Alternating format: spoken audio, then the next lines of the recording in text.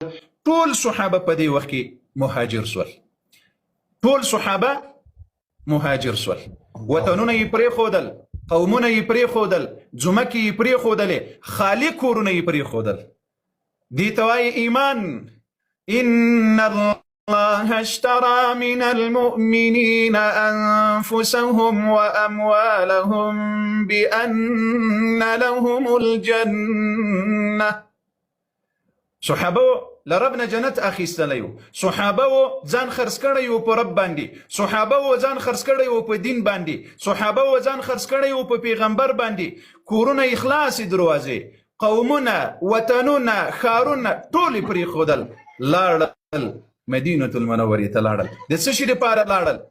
ګوریا دا نن زمانه کې مجوسیان، مشرکین، روافیز تر هندوانو بدتر کافر راولاړېږي، د دې صحابه و توهین کوي. ګوریا دغه صحابه و چې کوم تکلیفونه تیر کړل، دا یې د حکومت دپاره، دا یې د پیسو دپاره، دا یې د حکومت غوښتنې، دا یې د مالداري دپاره نه دي کړي. لکه نن چې مجوسیان، روافظ راولاړېږي، مجوس و مشرکین راولاړېږي، وایي صحابه و د یو مطلب دپاره اسلام قبول کړی. آیا څوک خپلې ښځې ماشومان د مطلب دپاره پرېږدي؟ خپل کور، جایداد، قوم، وطن د یو مطلب دپاره پرېږدي؟ پیسې، جایدادونه یې همداسې پرېښودل. د الله جل وعلا د دین او د توحید دپاره یې هجرت وکړل. خو د دې خلقو هغه غیرت و وقار، محبت مؤمنانو ته معلومیږي، نه مشرکینو، کفارو، مجوسیانو ته. الله اکبر. قدرمنو دوستانو، په دغه وخت کې چې کله صحابه لاړل په مکة المکرمه کې، جانان رحمة للعالمین حبیبنا و امامنا صلی الله علیه وعلى آله وسلم پاتې ده. ورسره ابوبکر صدیق پاتې ده. ابوبکر صدیق ته یې ویلي وو چې ته به له ما سره یو ځای هجرت کوې. او ورسره علي حیدر رضی الله عنه پاتې ده. علي کرار، علي حیدر د جنت په سردارانو کې سردار علي رضی الله عنه پاتې ده، د رسول الله په خوښه. او صدیق اکبر ابو بکر رضی الله عنه وارضاه له رسول الله صلی الله علیه وعلى آله وسلم سره پاتې ده. په دغه وخت کې چې کله د مکې کفارو مشرکینو ته موقع په لاس ورغلله او دا فکر یې وکړل چې راځه اوس د رسول الله ټول منونکي تللي دي، له رسول الله سره څوک نه دي پاته، راځئ اوس ښه موقع ده چې دا د اسلام جر له لبیخ نه وباسو، رسول الله په شهادت ورسوو، ابوبکر ورسره او څوک نور پاتې نه دي. نو ښه موقع دوی ته په لاس باندې ورغلله، چونکې کفارو ته دا معلومه وه چې ټول خلق لاړل یثرب ته. نو معلومه خبره ده چې یثرب د موږ د تجارت لاره ده، موږ له شام سره تجارت په همدغې لاره باندې کوو. نو که هلته محمد رسول الله پسې ورغلل، نو رسول الله خو صادق رهبر ده، پیغمبر ده، امین ده، داسې رهبر ده چې مؤمنان یې په ځان مین کړي دي. نو صحابه په ځان مین کړي دي، امکان نه لري که دی لاړل نو د موږ تاسو هم اقتصاد ته خطره ده، هم ژوند و زندګي ته خطره ده. نو د مکې ټول کفار را یو ځای سول په دار الندوه، دا د مکې د مشرکینو پارلمان ول. ما تاسو ته د ابراهیم علیه السلام په سیرت کې ویلو دا د نبي علیه السلام پنځم نیکه قصی دا دار الندوه پارلمان جوړ کړی و. دا په مکة المکرمه کې یو ځای و د دوی، په دې کې به د دوی ټولو مشرانو څه شی کول؟ غونډه به یې کوله، مشوره به یې کوله، هر کار به یې کول، د هغه دپاره به غونډه او مشوره او بیا یو تصمیم به یې نیودل د یو چا په خلاف باندې. خبرې به د مشران را یو ځای سول. اکثریت د بعضو نومونه لکه ابو جهل، ابو البختري، امیه ابن خلف، همدغه شان نضر ابن حارث، عتبه و شیبه د ربیعه زمن، ابو سفیان، دغه مشران چې اکثریت د قبایلو مشران ول په دې ځای کې را یو ځای سول.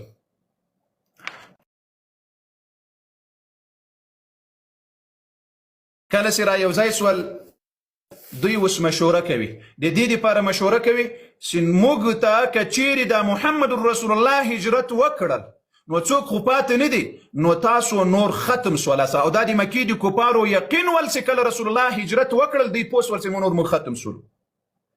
نو په دغه وخت کې کله چې دوی د دار ندوه ته ننوځي، په دغه وخت کې د شیطان ملعون د یو سپین ږیري بوډا په شکل راغلل او په دروازه کې ورته ودرېدل.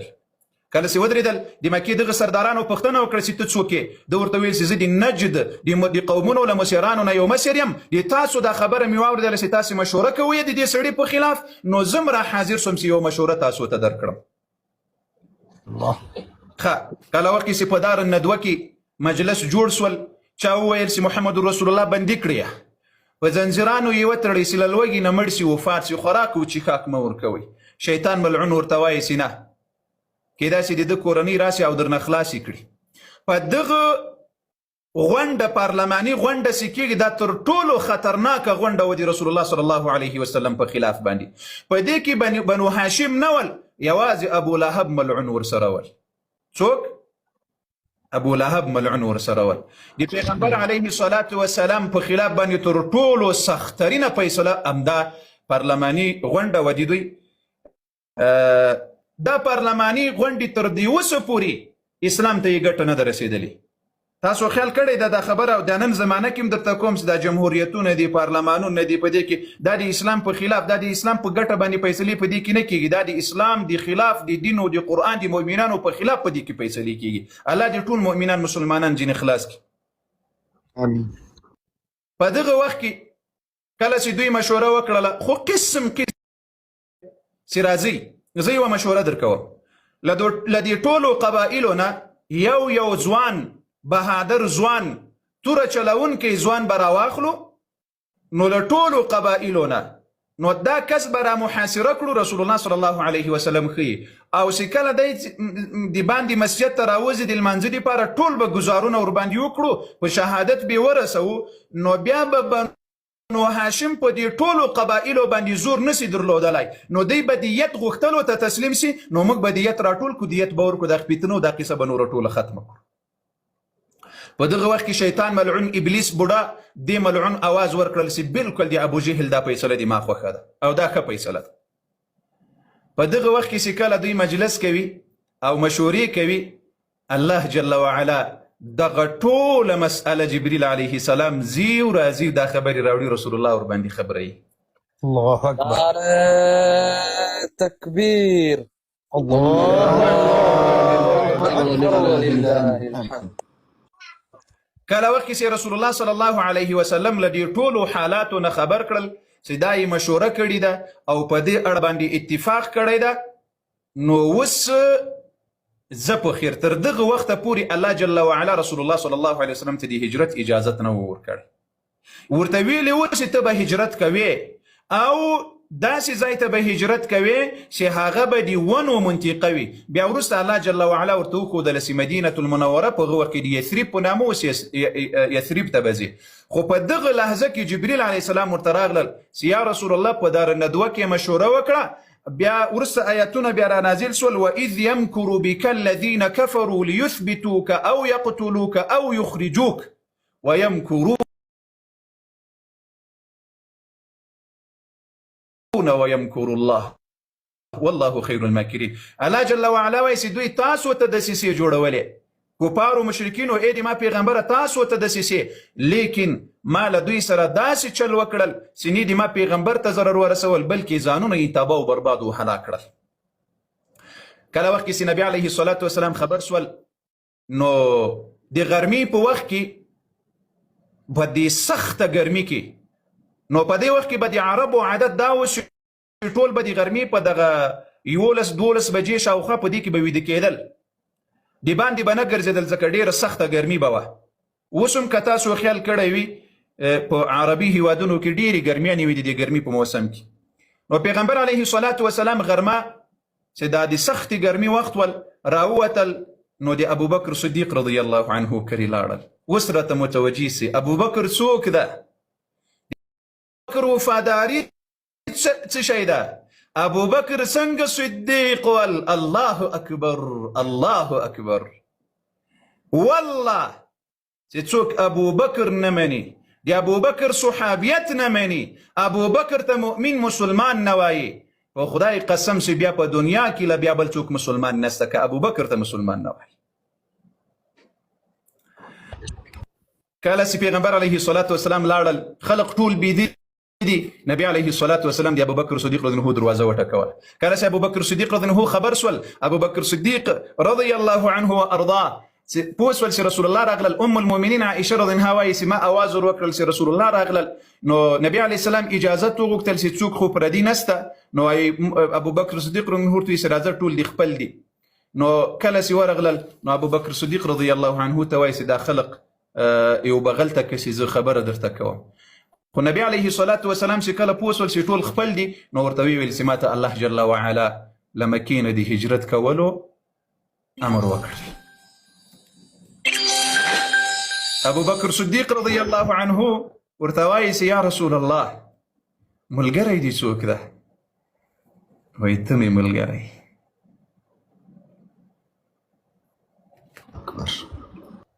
ابوبکر صدیق رضی الله عنه چې دا خبره واورېدله په چیغو چیغو یې وژړل. ابوبکر صدیق رضی الله عنه چې دا خبره واورېدله په چیغو چیغو یې وژړل او ویې ویل چې الحمدلله ما ځان دې له تا نه قربان یم یا رسول الله. یا رسول الله د ابوبکر صدیق رضی الله عنه وفاداري ته ګورې. ابوبکر صدیق رضی الله عنه ورته وایي یا رسول الله ما پخوا دوه اوښې اخیستلې وې، هغه مې یو چاته ورکړي دي چې ښې راته ساتلي دي او ښې تیارې کړي دي.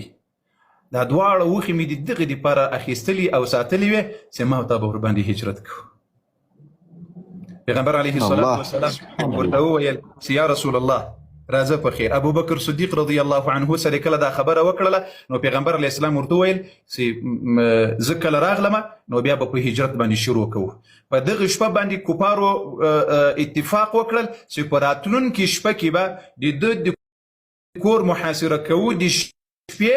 نو سهار چې کله پیغمبر علیه السلام مسجد حرام ته راځي د عبادت لپاره نو په دغه وخت کې به په ده باندې حمله وکړو. دلته پیغمبر علیه الصلاة والسلام له ابوبکر صدیق رضی الله عنه سره ورځ وټاکله. ابوبکر صدیق رضی الله عنه څو ګمارنې وکړلې. اوله سري عبدالرحمن راوغوښتل د ده زوی ده عبدالرحمن ابن ابي بکر، دا تنکی ځوان و. ده ته یې ورته ویل چې بچیه ته به چې کله موږ ووتو نو ته به د ټولو کفارو حال. نو په دغه وخت کې په کفارو کې یو کس ده وروسته بې نوم زه انشاء الله الرحمن درته وښیمه. رب جل وعلا دې تاسې قدرمن سرلوړي کړي. بارک الله فیکم. ښه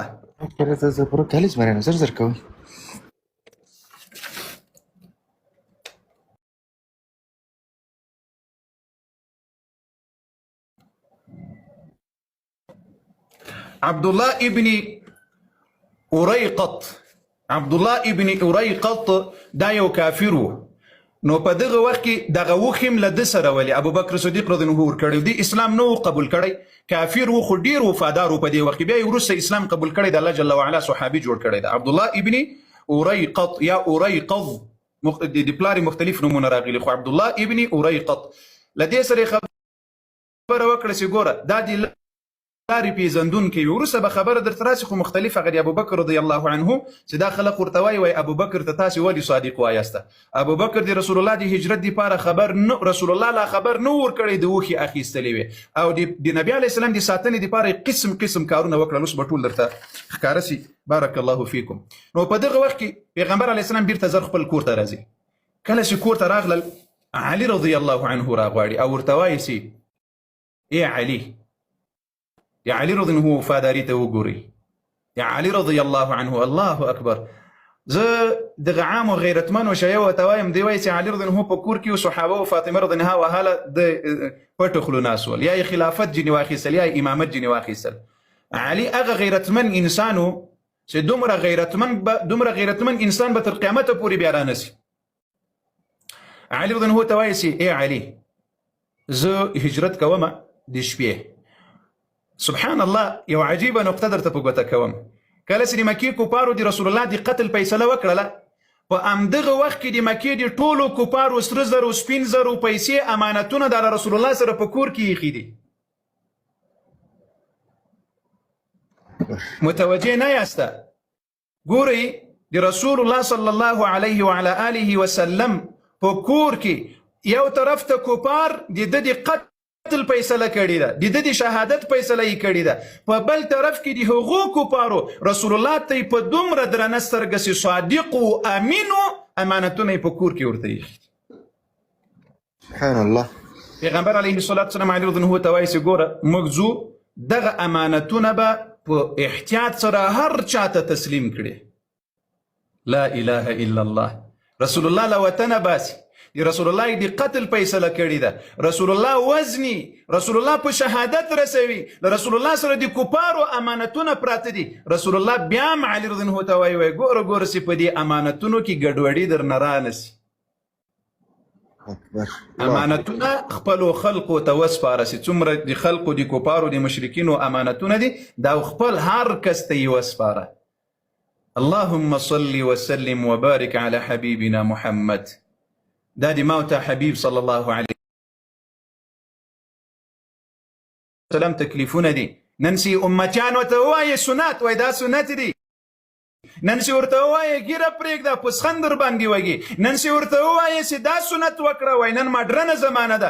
نن چې ورته ووایې د رسول الله طرف ته راسه، د رسول الله د سنتو د دین طرف ته راسه، وایي نن څه قسم و بل قسم بهانې او خبرې درته کوي. لا اله الا الله. رسول الله صلی الله علیه وسلم چې کله علي رضی الله ته دا خبره وکړه، علي رضی الله ورته ویل چې سیده بله دا خبره ورته وکړه چې ګوره ته به د ما پر ځای کې بیده کېږې او تا ته به کفار تکلیف نسي رسولی. اکبر. علي رضی الله عنه سل په سل کې له خطرې سره مخ ول، خو ځان یې تر رسول الله قربان کړی و، ځان یې د الله تر دین قربان کړی و. علي حیدر، علي کرار، هغه غیرتمن انسان بیا د رسول الله صلی الله علیه وسلم په کټ کې بیده کېږي. کله وخت کې چې شپه سوله، د شپې په وخت کې کفار ویل چې راځئ پرون چې موږ کومه فیصله کړې ده د نیمایي شپې د خواته د نبي علیه الصلاة والسلام په کور باندې راتاو شول. د نبي علیه الصلاة والسلام په کور چې راتاو شول، تورې په لاس کې وې، ټول دې ته منتظر ول چې رحمت للعالمین صلی الله علیه وسلم د باندې راسي او د تورو ګزارونه ورباندې وکړي. امت ته یې د انسانانو دفاع ورته غیرت ښکاره کېږي، د دین او د اسلام او د صحابه او د پیغمبر دفاع ورته فتنه ښکاره کېږي. لایف لکه چې بلې راغلل د محمد رسول الله کور محاصره کېږي. دا تکلیف رسول الله د چا دپاره ګالي؟ د موته دپاره. دا تکلیف رسول الله د چا دپاره زغمي؟ د موته دپاره. رحمت للعالمین دا تکلیفونه د چا دپاره ګالل؟ ته به د دغه محمد رسول الله په 1,000,000% کې 1% دومره تکلیف په دین باندې وکړې. ای ځوانانو، نن خو په مفته کې منکرین د احادیثو درنه جوړ سول. نن خو په مفته کې ملحدین او سیکولرانو منکرین د احادیثو ایمانونه درنه غلا کړل. نن خو مو په مفته کې غیرت پرېښودل، نن خو مو په مفته کې احادیث پرېښودل، نن خو مو په مفته کې دین پرېښودل، نن خو مو په مفته کې اسلام پرېښودل. دا به بیا ته په دین تکلیف څنګه کوي؟ نن بې تکلیفه دین درنه لاړل، نن بې تکلیفه ایمان درنه لاړل، نن بې تکلیفه اسلام درنه لاړل، نن بې تکلیفه پیغمبر درنه لاړل، نن بې تکلیفه پیغمبر درنه غلا کړل. ملحد، کافر، سیکولر، د کلیسا مزدور د مسلمان په نامه په میډیا کې درته ناسته، یا یې ایمان درنه غلا کړل، یا یې پیغمبر درنه غلا کړل، یا یې قرآن درنه غلا کړل. ته د قومیت په نامه خطا ایستلې، ته د پښتو په نامه خطا ایستلې. ای مؤمنه مسلمان، د خپل ایمان قدر دی وکړه. په دین غیرت مه کوه، نیسي کولی. په پیغمبر غیرت مه کوه، نیسي کولی. خپل ایمان دی وساته، خپل عقیده دی وساته. ګوره ګوره چې کافر له دنیا نه لاړ نسي. پیغمبر علیه الصلاة والسلام په کور کې د کفار راځي، توره راباسي او محاصره کوي. کله چې محاصره سول، رحمت للعالمین صلی الله علیه وعلى آله وسلم، الله جبریل علیه السلام راځي، د وتلو وخت مرتخي، لاره مرتخي، هر څه معلم دی رسول الله صلی الله علیه وسلم جبریل علیه السلام. جبریل علیه السلام ورته وایي یا رسول الله، د پلار کور دې نور پرېږده.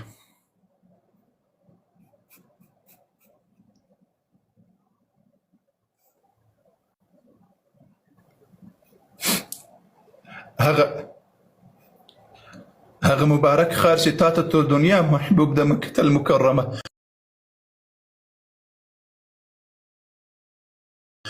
دا نور پرېږده. کله چې علي رضی الله عنه په خپل ځای کې پریستل پیغمبر علیه الصلاة والسلام د خپل کور نه راوځي کله چې ګوري نو کفار خو ټول محاصره د کور جبریل علیه السلام یې ورته ښیي ټول شاوخوا خلق پیغمبر علیه السلام ګوري نبی علیه الصلاة والسلام یو موټی خاوره راواخیستله او په هغې باندې د سورة یاسین اول آیاتونه یې تلاوت کړل کله چې د آیاتونه تلاوت کړل محمد رسول الله راووتل کله چې راووتل دغه خاوره یې په دوی باندې داسې وشیندله کله چې وشیندله ټول په سترګو باندې الله جل وعلا په نبي علیه السلام ړانده کړل نبي علیه السلام یې نه لیدل نبي علیه الصلاة والسلام راووتل یا ابوبکر صدیق رضی الله عنه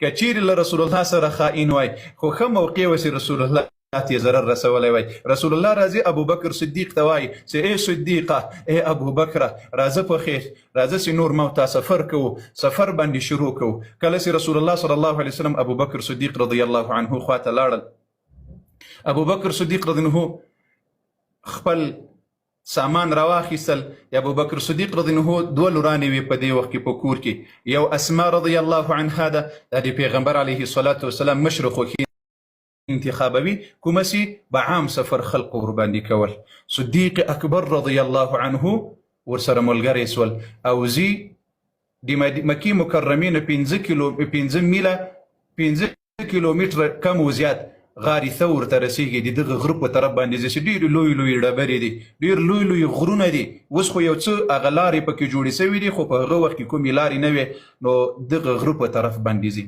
کله چې پیغمبر علیه الصلاة والسلام ابوبکر صدیق رضی الله سفر کوي دلته کفار باندې یو بل کس راځي ورته وایي چې څه شی کوئ ورته وایي چې موږ د رسول الله د محمد د قتل دپاره راغلي یو چې ودرې راووځي او حمله ورباندې وکړو هغه کس ورته وویل چې هغه تر مخ لاړل هغه تللی ده تاسې سرونه وښوروئ په سرونو باندې څونه خاورې درته غورځولي دي داسې سرونه داسې وښورول د سرونو نه یې خاورې راتویې سولې نو کله چې د دروازې په چوله کې داسې ورته وکتل نو علي رضی الله عنه په کټ کې پروت ده د نبي علیه الصلاة والسلام یو یمنی شین څادر و په دې کې به بیده کېدل نو نبي علیه الصلاة والسلام همغه څادر علي رضی الله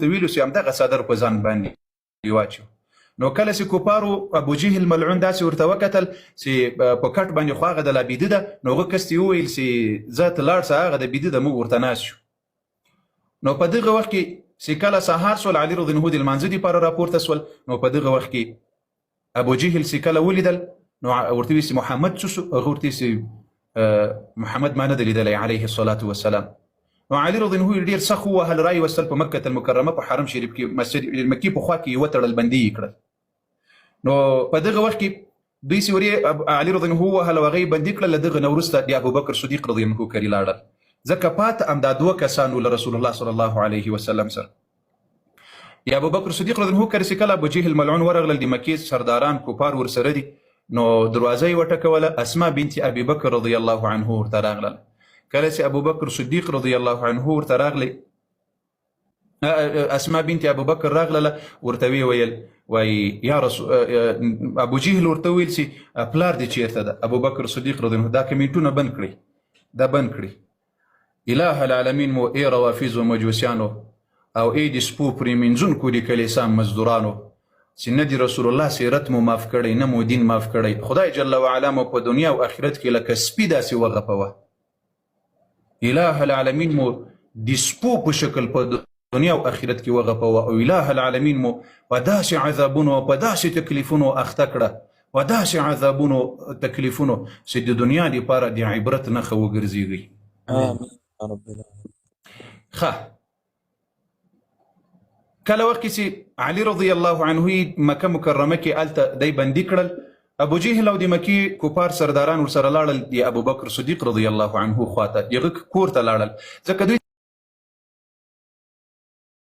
ته معلومه ول چې ابوبکر رضی الله عنه د نبي علیه الصلاة والسلام تر ټولو نږدې ملګری ده نو کله چې ورې ورغلل دروازه یې وټکول اسما بنت ابي بکر رضی الله عنها ورته راوځي ابو جهل ورته وایي چې پلار دې چیرې دی هغې ورته وایي چې ماته نه ده معلوم نو په یو چپلاخه باندې وهي اسماء بنت ابي بکر چې دا د غوږ ویالې ورته وایي که څه شی ورته وایي په غوږ کې چې اچي وعلي نو دا جنې راولوېدله له ډېره زور نه. نو په دغه وخت کې ابو جهل ملعون او د مکې مشرانو اعلان وکړل چې علي زر زر کوي د مکې شاوخوا ټوله وګوري، ټولې لارې وګوري، عسکر یې ولېږل له تورې ورسره لارې ټولې بندې کړې، ټول ځایونه وګوري، یو ځای پرې نه ږدي. په دغه وخت کې ټولې لارې بندې سوې، خلق شروع د یوې بلې خوا ته ځي او راځي. نو په دغه وخت کې ابو بکر صدیق رضی الله عنه له رحمة للعالمین صلی الله علیه وسلم سره د شپې غار ثور ته رسیږي. غار ثور دا په مکة المکرمه کې یو غر ده. نو دا غر ثور ورته وایي، ثور یعنی دا د غوایي په شکل باندې د غره کیفیت و شکل ده. ثور په عربي کې غوایي ته وایي. دغه غار چې په دې غره کې ده نو دغه غار هم د دغه غوایي په نامه مشهور ده، ثور، غار ثور. صحیح ده؟ نو دغه غر ته ولې د غوایي غر وایي، د غوایي په نامه باندې، ځکه د ده دا شکل ته چې لرې وګورې لکه غویی چې پروت وي دغسې شکل دا غر هم پروته ده. نو دا پسې مشهور سوی په عربو کې. نو پیغمبر علیه الصلاة وسلام له ابوبکر صدیق رضی الله عنه سره غار ثور ته ورسېدل. کله چې غار ثور ته ورسېدل نو ابوبکر صدیق رضی الله عنه چونکې دا خطرناک غار اوس خو جوړ سوی ده او ان شاء الله زه به دا تاسو ته په ویډیو کې که خدای کوي الخیر چې کله عمرې ته لاړ سمه الله جل وعلا مې دې نصیب وکړي. نو دغه غار ته نبی علیه الصلاة وسلام ته ابوبکر صدیق رضی الله عنه وایي چې یا رسول الله ته ودرېږه، ته منې نوځه، زه نه نوځم. که چیرې خدای مه کړه ځناور پکې وي، تکلیف پکې وي، یو څه شی بل شي پکې وي، نو ما ته به تکلیف رسېږي چې تا ته تکلیف ونه رسېږي. الله اکبر، لا اله الا الله. الله ای مؤمنانو مسلمانانو خوشحالي دي تاسې په حال باندې چې د رسول الله د صحابه او په دفاع را یو ځای یاست. والله که په دنیا کې ذلیله سي، والله که په آخرت کې ذلیله سي. اله روی کړل ډبرې ځینې راویستلې غټې غټې ډبرې. نو هغه څادر چې کله چیرې کړل ټول غارونه یې بند کړل، 2 غارونه پاتې سول. نو په دغه وخت کې محمد رسول الله صلی الله علیه وسلم ته ویل یا رسول الله راننوځه اوس غار ته راځه. نو پیغمبر علیه الصلاة وسلام دی غار ته ورننوتل. کله چې د غار ته ننوتل په دغه وخت کې مکة المکرمه د مکې د مشرکینو لخوا له ټولو طرفونو نه محاصره سوله، لارې بندې دي، د پیغمبر علیه الصلاة وسلام په پیدا کېدلو کې لګیا دي. ابو بکر صدیق رضی الله عنه وایي دا کوپار چې کله وایي د غره ته راورسېدل، وایي دا موږ وایي د دوی پښې ګورو خو دوی مو نه ګوري. موږ وایي د دوی پښې ګورو خو دوی مو نه ګوري. نو په دغه وخت کې ابو بکر صدیق رضی الله عنه رسول الله صلی الله علیه وعلى آله وسلم ته وایي یا رسول الله دا خو که لږ پورته راوګوري موږ ویني دومره نږدې راغلی دي.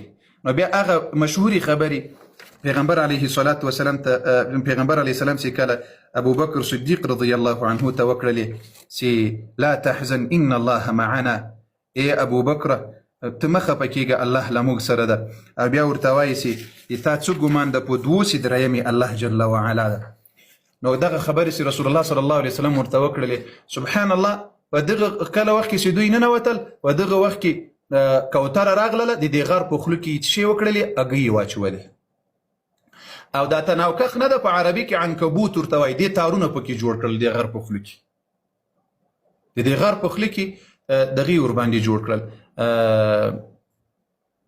تناونه یې ورته جوړ کړل، تارونه یې جوړ کړل. جال د مکې کوپارو په دغه وخت کې هغه پلزن پیژنئ، پلزن هغه یو څوک چې پیاده سفر کوي چیرې او هغه پل ورته ښکاره کېږي، څه شی ورته وایسته؟ پلزن د کاري او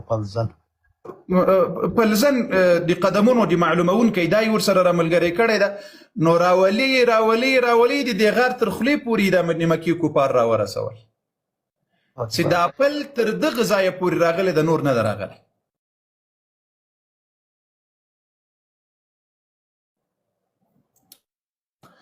کله چې کوپار دی خوا وګوري نو یو ته وایي چې په دې غار کې ده، بل ورته وایي چې په دې غار کې خو د انسان ژوند ناممکن ده چې دې غار ته دې څوک راغلی وي.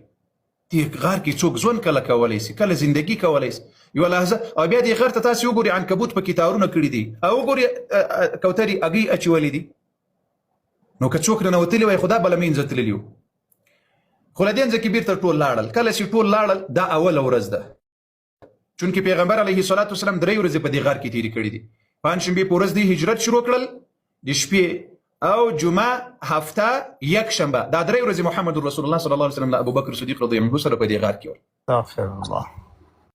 رسول الله صلی الله علیه وسلم له ابوبکر صدیق رضی الله عنه سره سکله الته ځوان کې عجیب شیان به نور پسې واوري. نو په دغه وخت کې د مکې کفار راغلل، په مکه کې را یو ځای سول، په دار الندوه کې اعلان یې وکړل ټولو مسیرانو چې که چا رسول الله صلی الله علیه وسلم موږ ته یا مړ راوړل یا یې ژوندی راوړل، نو موږ به سل وخان سره سره وخان به دوی ته جایزه او انعام ورکړو. سل وخانو دومره قدر درلودل لکه په نن زمانه کې سلسل لیکزیز یو چاته په انعام کې ورکړي. نن زمانه کې سل لیکزیز یو چاته په انعام کې ورکړي. اواز مې ستا در سره که نسته؟ نو په دغه وخت کې پیغمبر علیه الصلاة والسلام په غار ثور کې د کفارو جایزه انعام اعلان کړه. خلق ګرځي را ګرځي ګرځي را ګرځي، خو درې ورځې یو تېرې سولې.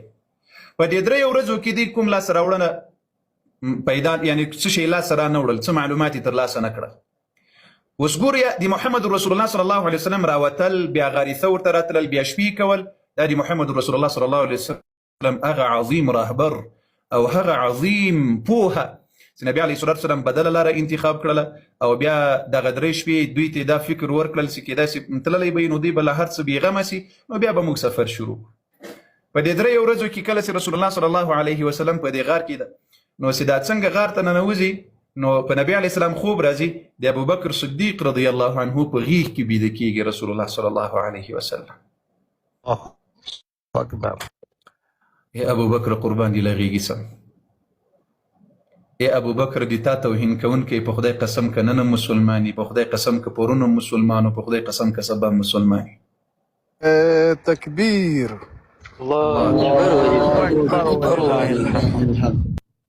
ابوبکر صدیق رضی الله عنه په غیږ کې بیده د رسول الله صلی الله علیه وسلم. دوه غارونه یې لوڅ پرېښي، ځکه نوره ټوټه ورسره نه وه چې هغه غارونه یې پټ کړي وه. نو په دغه وخت کې چې کله نبی علیه الصلاة والسلام د ابوبکر په زنګانه سر ایښی ده، ابوبکر به څنګه جهنم ته ځي چې رسول الله د هغه په زنګانه خوب کړی ده. رسول الله صلی الله علیه وسلم د دوی په کتابونو کې د مو په کتابونو کې د نبی علیه السلام جسم چې له چا سره لګېدلی ده، هغه جسم به جهنم ته نه ځي، هغه جسم به جهنم ته نه ځي. د ده په سر په زنګون باندې سر ایښی ده، په غیږ کې بیده ده.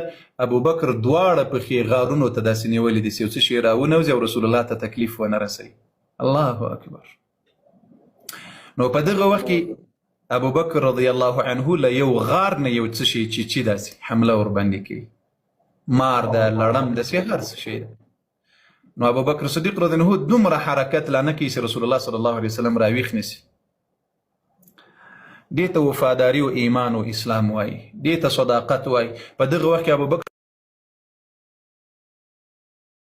ابوبکر صدیق رضی الله عنه دومره له دې تکلیف نه، له دې چیچلو نه، د یو شي له خوړلو نه په تکلیف سوی چې خولې او یو څاڅکی خوله راغله، د نبي علیه الصلاة والسلام په مخ مبارک ولګېده. کله چې ولګېده نبي علیه السلام راویښ شول. نبی علیه السلام ورته وایي چې ابوبکر څه شی دي؟ د ابوبکر رضی الله عنه قصه ورته کوي.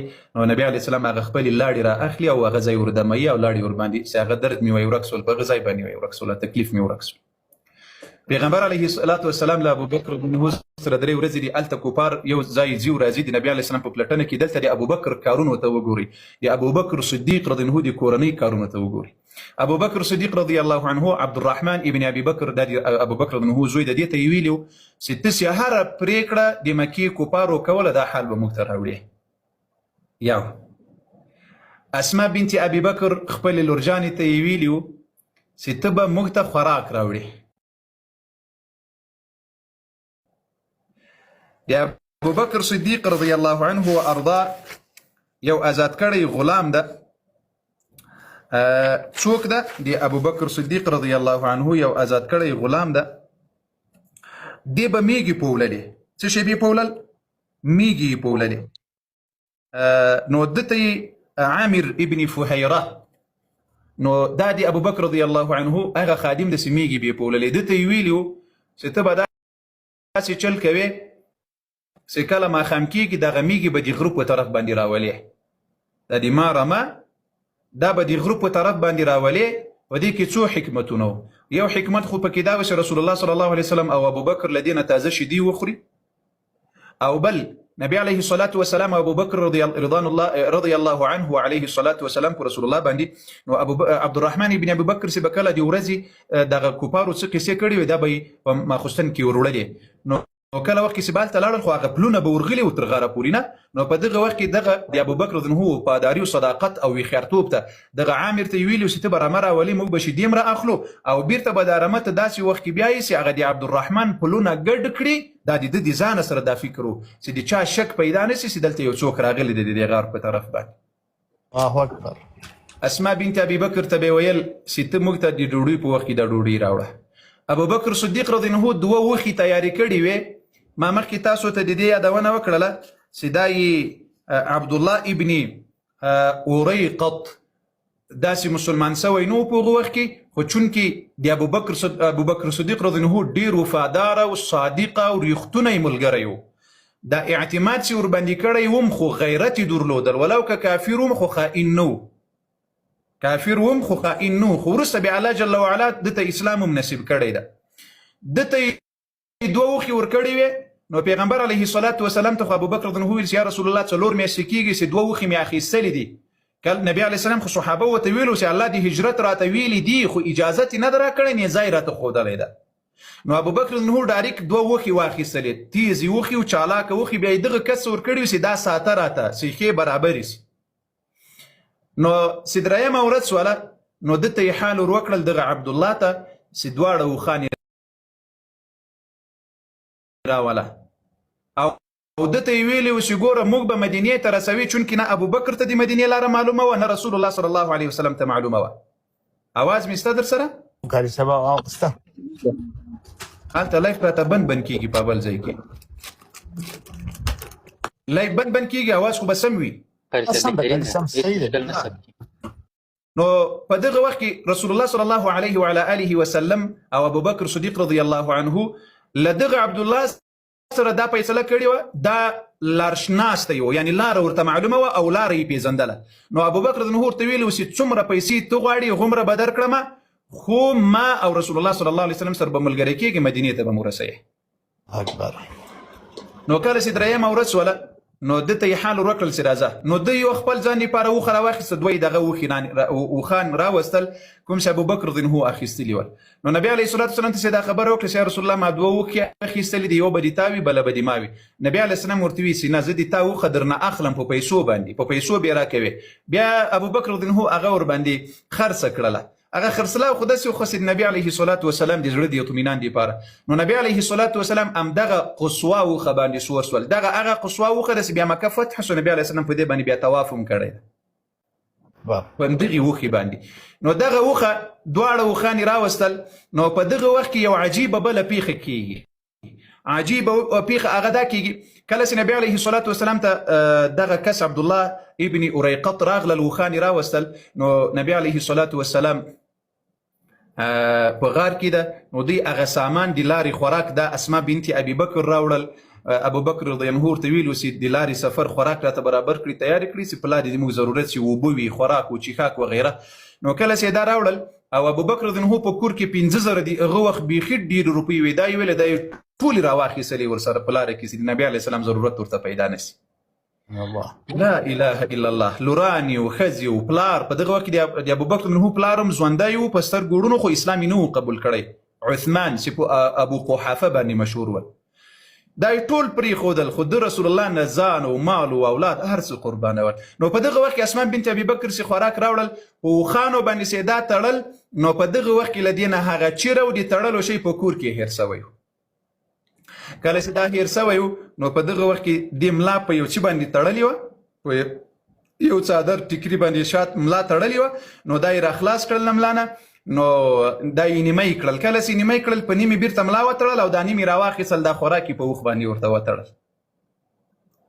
څه شی وتړل؟ دغه یې په اوښ وتړل. پیغمبر علیه السلام چې داسې ورته وکتل ویې ویل چې سبحان الله. او اسما بنت ابي بکر ته یو لقب ورکړل ذات النطاقین.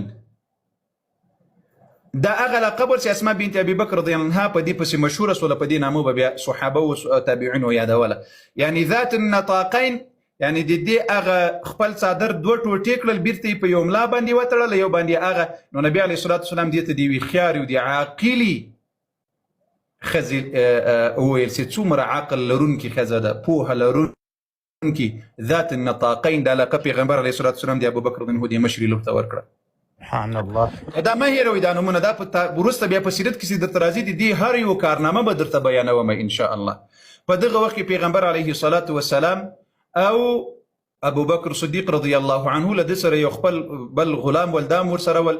نبی علیه السلام په قصوا باندې سور سول، له مخې کړل، او ابوبکر و غلام یې له شا په وښه سور سول. او له دې نه مخکې دغه روان ده، عبدالله ابن اریقط روان ده. پیغمبر علیه الصلاة والسلام داسې لاره انتخاب کړله چې هغه عامه لاره نه وه، بدله لاره انتخاب کړله. په دې لارې باندې روان سول، حرکت شروع کړل. د یکشنبې د دوشنبې په سهار باندې حرکت شروع کړل. کله چې د دوشنبې په سهار حرکت شروع کړل، نو پیغمبر علیه الصلاة والسلام په سفر روان سول. دی مخکې ده، ابوبکر صدیق رضی الله عنه له شا ده. دلته خو کفارو جایزه پسې ټاکلې ده، نو خلق اوس هم پسې ګرځي. خو دا 3 ورځې چې دوی دلته تېرې کړلې، یو څه په ارام سوي ول. پیغمبر علیه الصلاة والسلام چونکې په دغه وخت کې د عمر مبارک شو، یو 50 کاله غالبا کم و زیات دغه عمر د رسول الله صلی الله علیه وعلى آله وسلم 52 کال. نو دی نبی علیه الصلاة والسلام په دې عمر کې هم داسې وبدلېدل لکه ځوان، داسې به ښکاره کېدل. ځکه د نبی علیه السلام مبارک ږیره او سر کې چې کله وفات کېدل، محدثین وایي په شمائلو د نبی علیه السلام کې چې د ده په ږیره او سر کې 12 ویښتان سپین ول. الله اکبر. د ده په سر او ږیره کې 12 ویښتان تر 20 ویښتانو سپین ول، چې نبی علیه الصلاة والسلام د 63 کالو په عمر کې لکه ځوان داسې ښکاره کېدل. نو ابوبکر رضی الله عنه یو څه په عمر کې داسې پوخ ښکاره کېدل. یعنی د هغه چونکې تر نبی علیه السلام کشر د ابوبکر رضی الله عنه، خو په قواره کې ابوبکر رضی الله عنه تر هغه مشر ښکاره کېدل.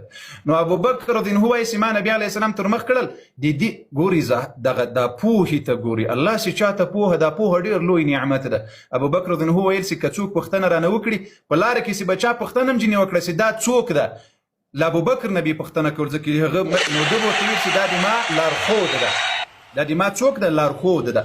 ان چې هر چا به پوښتنه ځینې وکړه، یعنی خلقو به دا فکر ځینې اخیستل چې لاره ورښیي. لیکن د ابوبکر رضی الله عنه مطلب دا نه و، د هغه لارښود په حقیقت کې چې دنیا او آخرت او رب او ایمان او اسلام یې راته ښودلی، د هغه لارښود مې ده. دوی ته به په ذهن کې یو څه ورکول، خو په حقیقت کې مراد بل څه و د ابوبکر رضی الله عنه.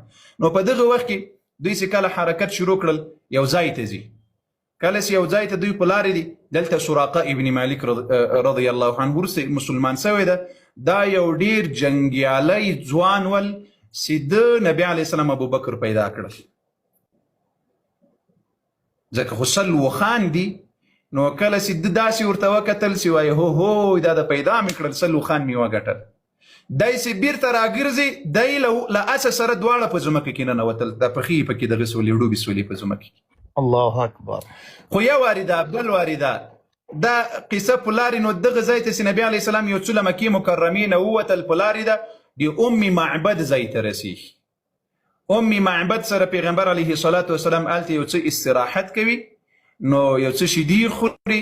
د ام معبد یو عجیبه قصه ده، یو عجیبه قصه ده. نو په دغه وخت کې ام معبد سره چې دی نبی علیه الصلاة والسلام هلته استراحت کوي، بیا د پیغمبر علیه الصلاة والسلام چې دا صفت بیانوي خپله ام معبد. نو له دې نه وروسته پیغمبر علیه الصلاة والسلام چې سراقه پیدا کوي، او د سراقه سره نبی علیه السلام څه کوي، او د نبی علیه الصلاة والسلام مدینة المنورې ته سفر په څه شکل باندې پوره کېږي، ځکه هلته رسېدل هم حیرانونکي دي. او په لاره باندې سفر هم د پیغمبر علیه الصلاة والسلام 10 ورځې وخت اخلي. هلته انصار څومره په تمه باندې دي، ټوله ورځ به ګرمي کې تېره کړله چې رحمت للعالمین صلی الله علیه وسلم. هغوی ته خو حال ورغلی و چې رسول الله له مکې نه راوتلی ده، خو هغه ورځ دوی ته نه معلومېدله چې نبي علیه الصلاة والسلام خو 3 ورځې په غار ثور کې کړې دي نه. نو دغه خپرونه